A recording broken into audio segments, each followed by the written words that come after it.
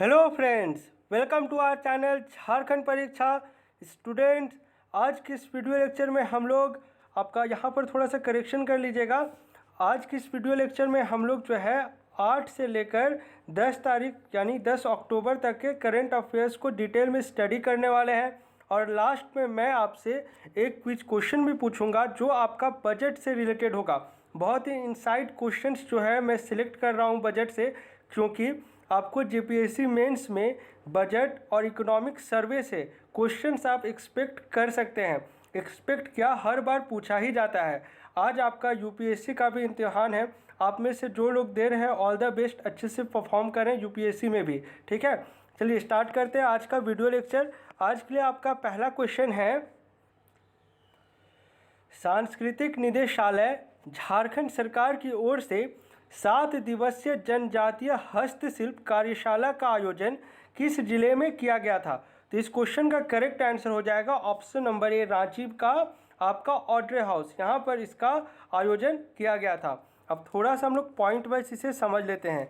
ये एक फ़ोटो हो गई, एक डिपिक्टेड फ़ोटो है, एक तरह से ऐसे समझ लीजिए ताकि आपका माइंड में ये एक इवेंट ऐसा भी कुछ हुआ था जिसका आयोजन रांची में किया गया था और इसका एम क्या था ये आप याद रख सके, रिटेन कर सके, इसलिए मैं यहाँ पर इमेज को डाला हूँ। अब इसका थोड़ा सा जो ऑर्गेनाइजिंग बॉडी है उसे पढ़ लेते हैं और इसका क्या उद्देश्य था और पार्टिसिपेटिंग बॉडीज़ कौन कौन थी। देखिए, किसी भी इस प्रकार का इवेंट्स वाला जो क्वेश्चन रहता है ना, इसमें यही 3 बातें जो है आपको पढ़नी चाहिए। ठीक है, और इसीलिए मैं जो है 3 बुलेट्स अलग से इस प्रकार से फ्रेम करता हूँ। उम्मीद करता हूँ आपको जो है अब तक जो लंबे समय से जुड़े हुए हैं उनको ये पैटर्न समझ आ गया होगा मैं किस प्रकार से बुलेट्स को यहाँ पर फ्रेमिंग करता हूँ। चलिए स्टार्ट करते हैं। पहला पॉइंट है, पूर्वी क्षेत्र सांस्कृतिक केंद्र कोलकाता और सांस्कृतिक निदेशालय झारखंड सरकार की ओर से आयोजित 7 दिवसीय जनजातीय हस्तशिल्प कार्यशाला का आयोजन रांची स्थित ऑड्रे हाउस में किया गया था।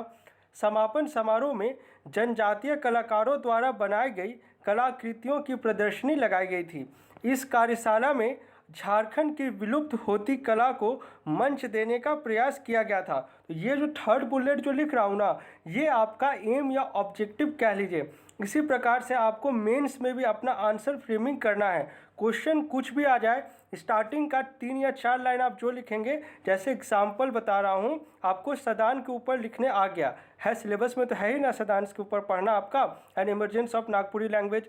तो अगर सदान के ऊपर लिखने आ गया तो कम से कम आप 4 से 5 लाइन में जो सदान जो टर्म है उसको डिफाइन करें। उसके बाद जो है जो भी आपके पास ऑब्जेक्टिव है उसका, उसे लिखें एक प्रॉपर नोट्स के फॉर्म में। एकदम पैराग्राफ लिखिएगा ना तो मार्क्स बहुत कम आएगा।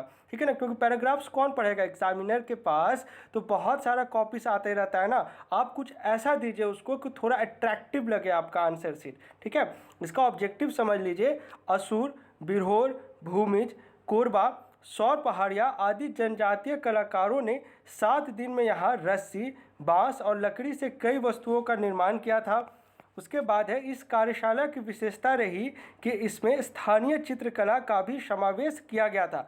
अगर आपको ऐसे लिखने को आता है कल्चरल रिफॉर्म्स इन झारखंड, या फिर आपसे पूछ लेगा कि क्या क्या इनोवेटिव स्टेप्स लिया गया है टू प्रोटेक्ट ट्राइबल कल्चर, तो वहाँ पर आप ये सब पॉइंट्स को कोट कर सकते हैं। इसलिए मैं यहाँ पर पढ़ाता हूँ। हो सकता है प्री में काम ना आए, ये आपका मेंस तक का सोच कर मैं नोट्स आपको हमेशा प्रोवाइड कराते आ रहा हूँ और आगे भी यही पैटर्न में फॉलो करूँगा। ठीक है, चलिए सेकेंड क्वेश्चन में आइए। झारखंड का जनजातीय समाज और संस्कृति, ये जो है एक्चुअली आपका एक पुस्तक का नाम है।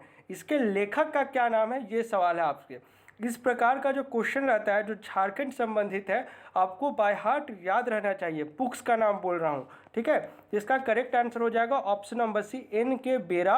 और ये आपका जो है वो सेरेमनी होगी, ऑर्गेनाइजिंग सेरेमनी, या फिर हम लोग इसे कहते हैं आपका हैंड गिविंग सेरेमनी, उस प्रकार से समझना है। चलिए थोड़ा सा हम लोग इसे पॉइंट वाइज समझ लेते हैं।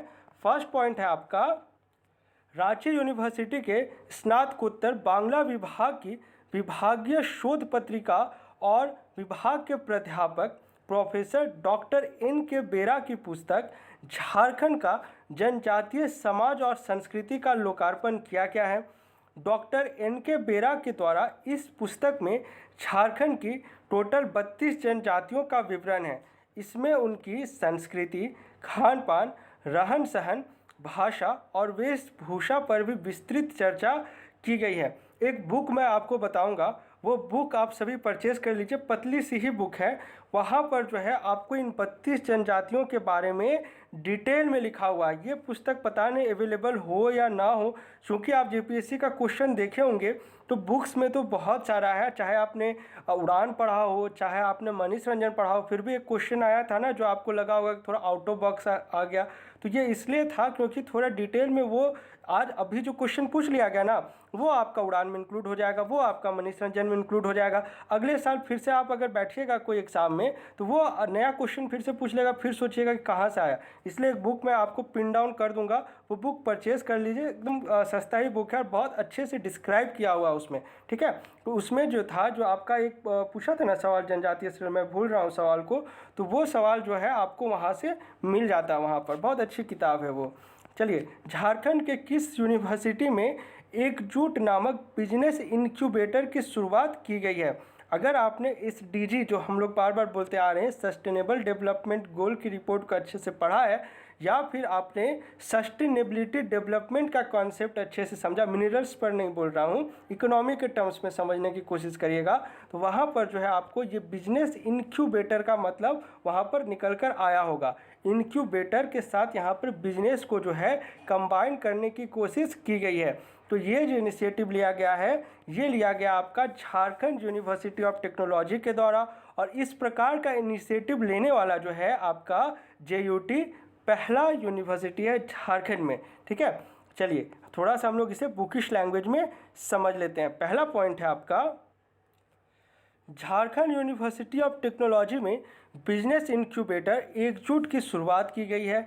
इसकी शुरुआत बतौर मुख्य अतिथि उपस्थित रहे राज्यसभा सांसद महेश पोद्दार के द्वारा की गई है। 6 अभी है ना, 6 का 6 आपको जो है कार्यकाल के सहित जो है इनकी पार्टी कौन सी है और जो है इनका नाम कौन सा है, ये चीज़ आपको बाय हार्ट रटा होना चाहिए, ठीक है। गवर्नर्स के नाम ये सब तो उम्मीद करता हूँ याद होगा ही।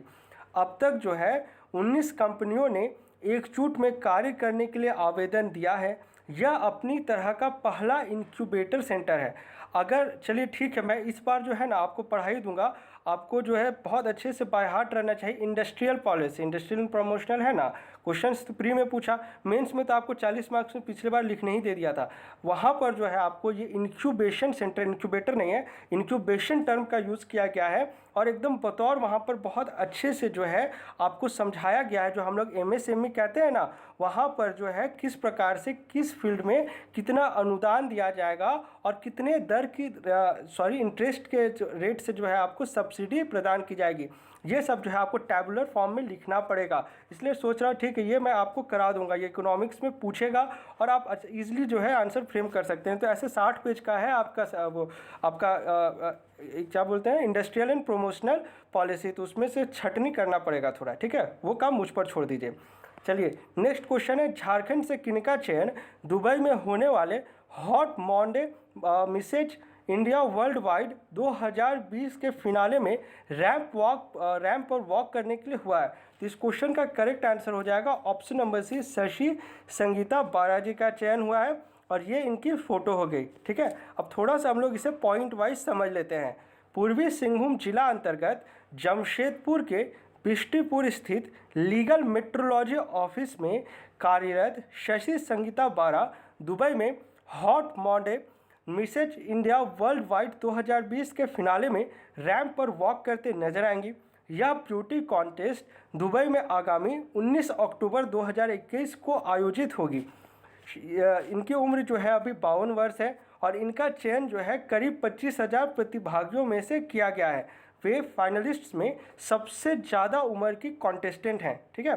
चलिए नेक्स्ट क्वेश्चन में आइए, इसे आप इंपॉर्टेंट वाली कैटेगरी में मार्क करेंगे, और जहाँ पर आपने न्यायाधीशों के बारे में अपना नोट्स बनाया है या पढ़ा है, वहाँ पर जो जो पॉइंट मैं आपको अभी बताने जा रहा हूँ वहाँ पर लिख लें, क्योंकि ये पॉइंट्स बुक्स में अवेलेबल नहीं है, ना ही आपको साइट्स कोड करता है। जब आपका जेपीएससी प्री से पहले मैं देख रहा था, तब मैंने भी सर्च किया था इस चीज़ों को कि जजेस की संख्या कितनी है। ये डिफ़र करता है आपका course to course, state to state, लेकिन मुझे ऐसे जो है क्लियर डेटा ना ही आपको जो है झालसा की साइट से मिल पाया, ना ही जो है आपका विधानसभा की साइड से मिल पाया। इसीलिए चूंकि अब ये टॉपिक निकल कर आया है, नोट डाउन कर ले, इसी प्रकार से नोट्स बनते रहता है।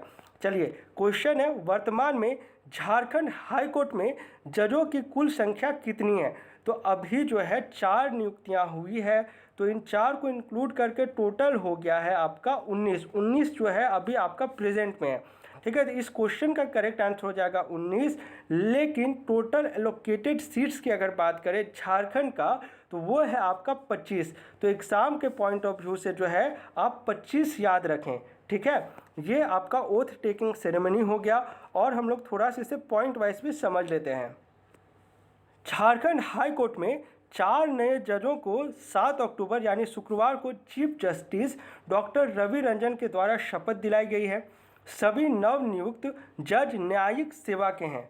एडिशनल जज के रूप में सबसे पहले गौतम कुमार चौधरी ने शपथ ली।